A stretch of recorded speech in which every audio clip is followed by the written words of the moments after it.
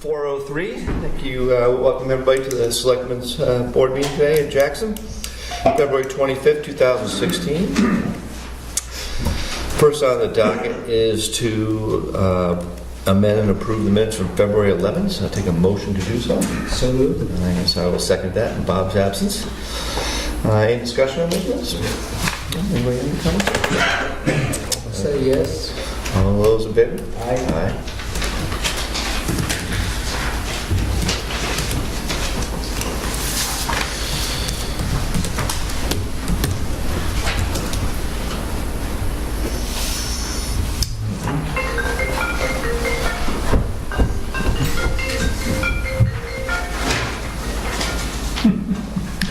Hank's ordering Shamrock pizza. Wants to make sure it's ready.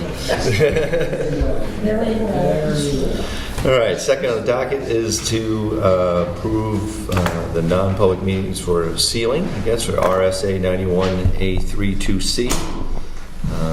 Take a motion to seal those minutes. So moved. And I will second that. All those in favor? Aye. All right, item number 2, action items. We had a question last week about how long Wentworth's ice bar hours will be. And we got a reply on that, and that's going to be from 6 to 10:30 p.m. So, and they've been pretty good about that, with the weddings too, shut down about 10:30. So, on that we had nothing else. Anybody have anything to recommend? John, is that a hard time, or is that an approximate? That's what they should. I wouldn't say it's hard in stone. No, I would hope that they would try to abide by it. Certainly, give them a nudge if it's past that. So, don't hesitate. Everybody has a cell phone now, except me, so that everybody has the exact time now. So it's not like there's any variance off of that. Future meetings: March 10th, town meeting, Whitney Center, 7 p.m. 24th is a regular selectmen's meeting at 4. In March, April 14th, also at 4. 28th in April, May 12th, and May 26th. All of those are at 4 p.m. Thursdays, and that would be the second and fourth Thursdays of the month. So don't forget the town meeting though, Thursday at 7. Alrighty, item number 3, police report. Welcome there, Chief. Good afternoon. We have 2 items of discussion today. Over the past 6 months, we've been looking at and discussing the possibility of voting for the container ordinance in town. And I guess to lead the discussion, I want to extend a personal and very heartfelt thank you to B. Davis, because she did a lot of work, read a lot of minutes from a lot of different, probably selectmen's meetings going back 20 years. And she was able to find something that I never found, which was a consumption of alcohol ordinance that was in place in 1982. 82. Yeah. So that pretty much accomplishes everything that's already on the books. In my opinion, it's certainly open for discussion, but in my opinion, we don't need to have this on as a warrant article. We'll withdraw the one that we had worked on. Because in comparing the two, the ordinance that was written in 1982 is broad and flexible, but also gives us parameters that we can look out for. So there's no need to go forward with that. Again, thank you very much to B. I think that's a great find. Alicia Hawk said she thought one was in place, so Yes. Sunday afternoon I took my town report stuff. I will add, though, that was item number 53 in the town report, and it's entitled the Drinking and Loitering Ordinance. So at a future meeting, I think I'm going to be looking to negate the loitering portion of that, because I don't believe in 1982 there was a loitering statute, which there is now. Plus, it's very prohibitive, and it really speaks to a lot of the events that we have in town. Yeah, we can't force them, you know, can't golf. I don't want to get into that tonight, but it is part of that it is part of that ordinance, and I'd like to just get rid of that loitering portion of it so that we're not prohibiting those shopkeepers and things in town by having to enforce this. Also, that maybe, you know, reconsider the fine for the alcohol. I don't think so. No, it's the same because it was never, that was so, the fine that I was proposing for the open container was $50 fine. And that was just sort of looking at other towns and what they were doing. It was never my intention to punish somebody for doing something Right. that they perhaps didn't know what was going on. So I think for now, I'm happy with keeping the ordinance that's in place with the fine that's there. Very good. If we need to adjust it because of a problem that arises, we can do that. But for now, let's just do that. That sounds good to me. Okay? Also, as a second part of that, and this comes back on me, and I want to correct it for the official record, during the times over the past 6 months when we were talking about the open container ordinance, I read it, and it came out, we were talking about the chamber being involved with running ads, inviting people to the falls. That, in fact, is never true. And how it came out of my mouth, I apologize profusely, I don't know, because I read the article back when we first started talking about it. I know that it wasn't written by the chamber, nor was it endorsed by the chamber. It was written by, you know, a journalist, Freelance writer. freelance writer. So, for me to imply that the chamber was doing something that was detrimental to the town, totally on me, I apologize, and I hope that that record can be corrected. Because in having a conversation with the chamber this week, I took the same position and stated that, you know, this is totally on me. Emphatically, I was wrong to even imply that. I don't know how I went from reading this to just saying that the chamber was at fault, but they were not. They had nothing to do with it. Okay? Thanks for that. Next, just to give everybody some insight too, next week, next Thursday, the PD is kicking off our Coffee with a Cop program, and we're going to be starting with a general assembly with the police department members, and it's going to start with business owners in town at the Whitney's Inn. And we're going to introduce ourselves, introduce the program, and start the endeavor to close the gap between what the PD's mission is and what's in the best interest of the town. And most of that can be accomplished by having personal knowledge of the officers who work here. So that's going to be kicked off on next Thursday at a breakfast at Whitney's Inn. And all the invitations have been put out. I believe everybody's going to be there. Going forward from that, there will be monthly invites for townspeople to go to different locations. J-Town Deli, Wildcat Tavern, Yesterday's, so on and so forth, at a given time on a given date, and just repeat that process and keep it going so that that relationship can be built and people can have a better understanding of, while you may not agree with what we do, maybe we can start to get to a point where the town gives us the benefit of the doubt in hearing a rumor and say, well, I may not agree with that, but that's not how I know Doug to react, or Ryan to react, Randy to react. And that's sort of the whole basis of that program, which expands a little bit further into a whole new ideal of community policing across the country, which is to get out in front of the bad with positive interaction in the community. So that's going to start next week as well. And hopefully we're going to get some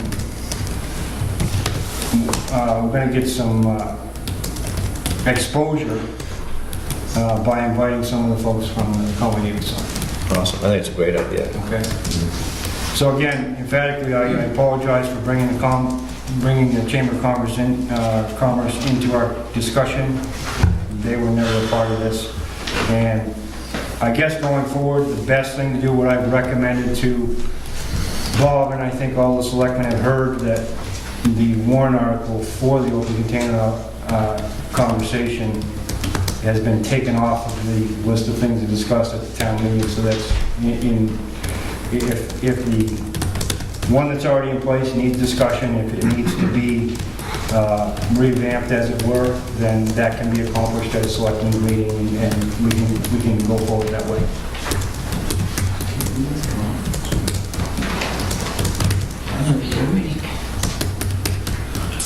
Very good. Any questions? Super. Thank you very much. Thank you very much. Appreciate your efforts.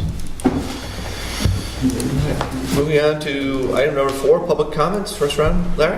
Yeah, I just want to make a comment on what Doug said. Thanks for that, by the way, and reaching out to everyone. I've noticed over the last couple of years, there are a couple of ordinances like that one that got lost in the shuffle because they're not zoning ordinances and we don't have them in a book. And we really need to get those on the website at least, because, now we have a website. And, somewhere, there are a couple of, over the years, the selectmen have created ordinances, and they just aren't somewhere that people know where they are. And they need to, you can't put them with the zoning ordinances, I don't think, but they should be near there. Yeah, Julie and I were talking about that because Ordinances. Julie and I were talking about that the other day because there's just, to have this happen is, And we've already started going through the old town reports. Find out and then what's on the we can- books. Yeah. work backwards. You gotta keep your slide. You gotta go back 20. No, I agree, Larry. That's something that needs to be taken care of. Gino? This is related to the results of the court cases. I've typed something up for Martha and gave it to us so that it would be on the record. Sure. During the past week, copies of 2 settlement agreements were finally made available at the town clerk's office in accordance with the right to know law.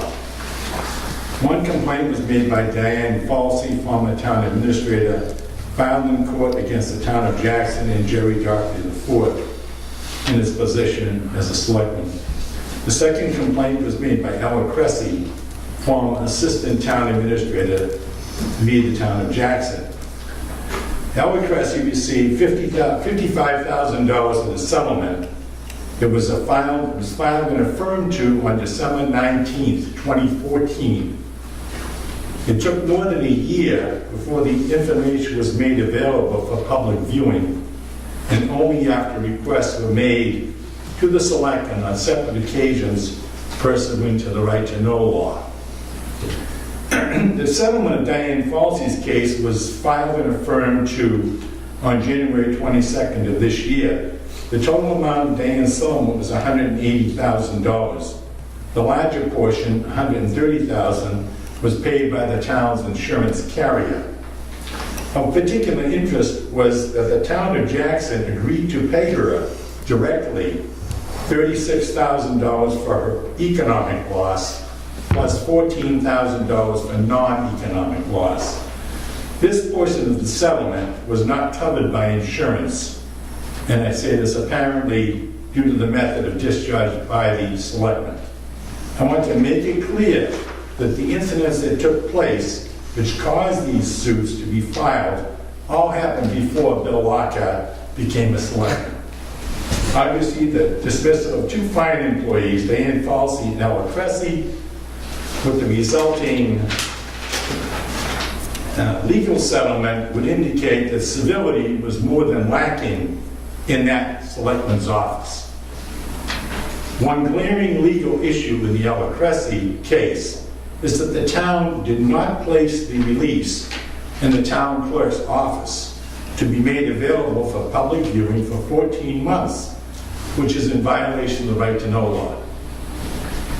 Both these settlements speak for themselves, in that the claimants appear to have had strong claims. Hopefully, this will be a lesson well learned for future selectmen.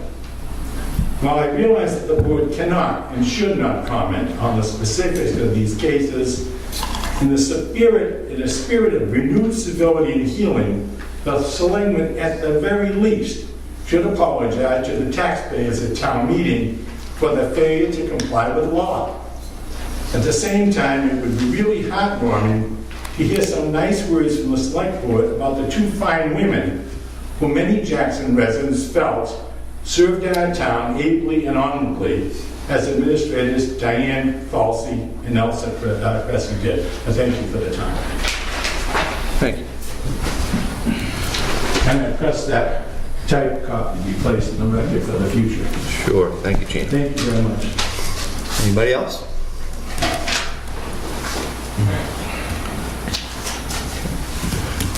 Moving on to building inspector. No, he's not, there's nothing for him. Nothing for him? He's not here. Okay. That's a first. All right, on to new business, trustee of trust funds.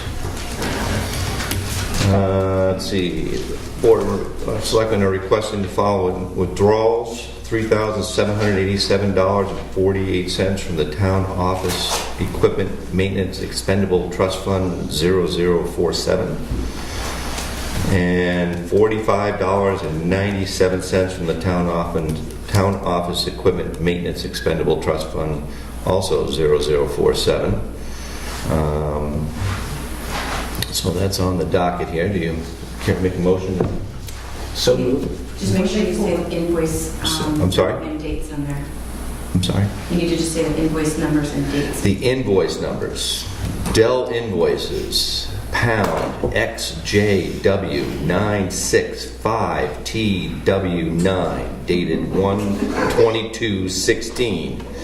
Second invoice, Would you repeat that? No.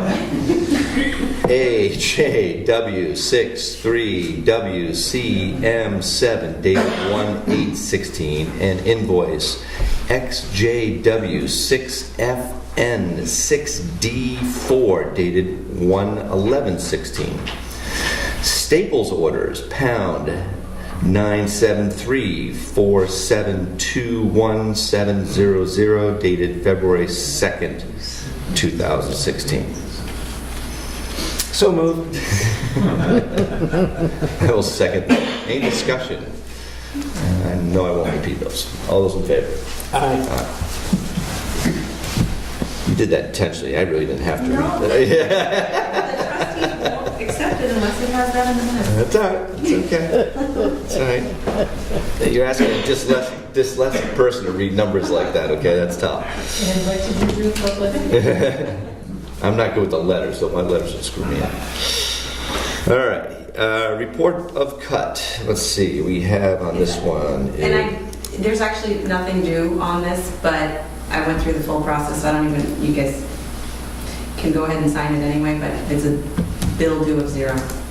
A bill due of 0. Yep. Okay. Let's see. We do have Glenn and Patricia Ainsworth, and what's the lot? R31, lot 19. So a net of 0 on that. So moved. All right, I will second that. All those in favor? Aye. Aye. Nothing like signing nothing.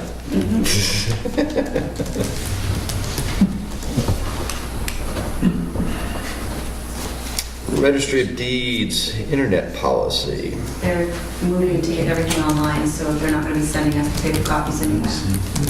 Okay, so I just need my signature for that one. Yep. All right. Make the motion to sign the internet account policy for the Carroll County Registry of Deeds. So moved. All those, second. All those in favor? Aye.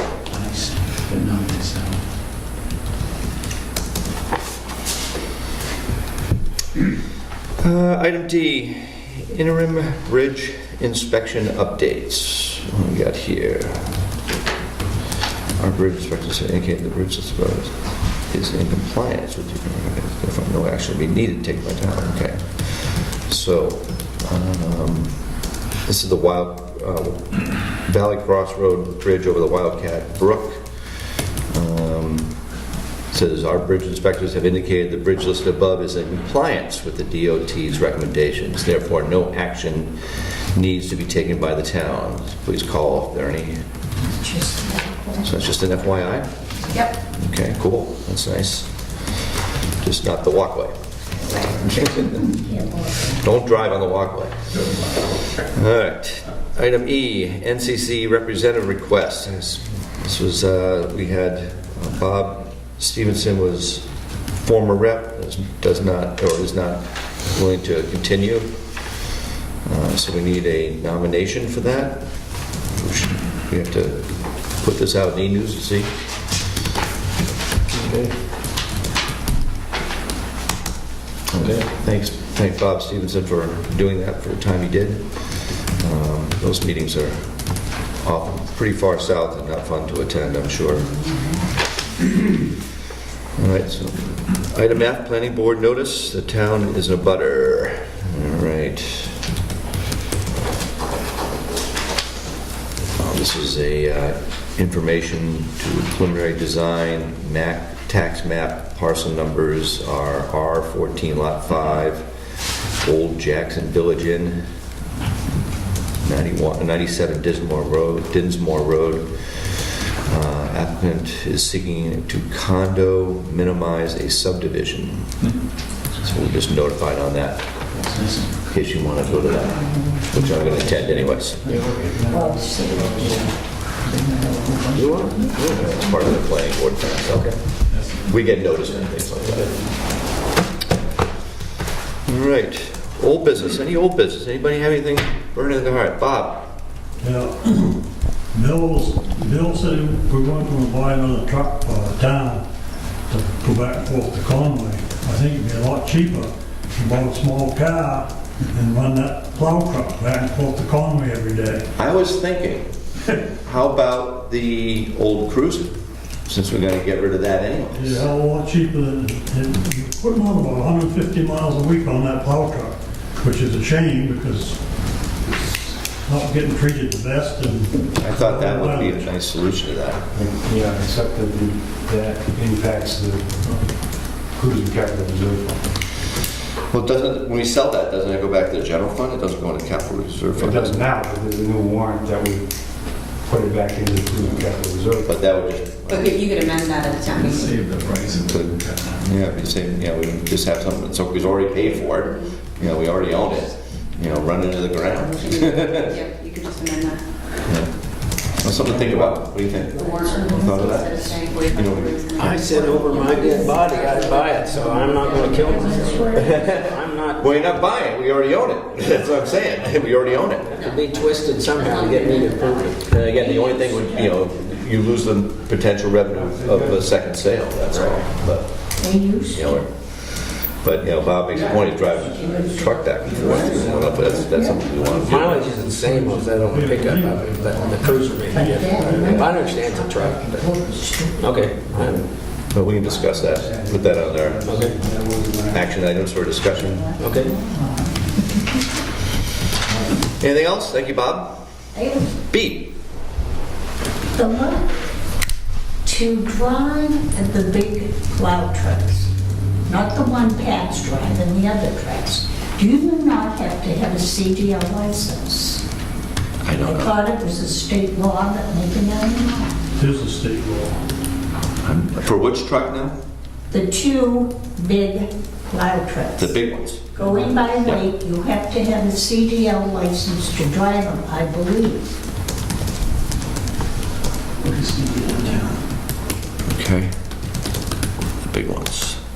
Because I think you have to have a CDL because of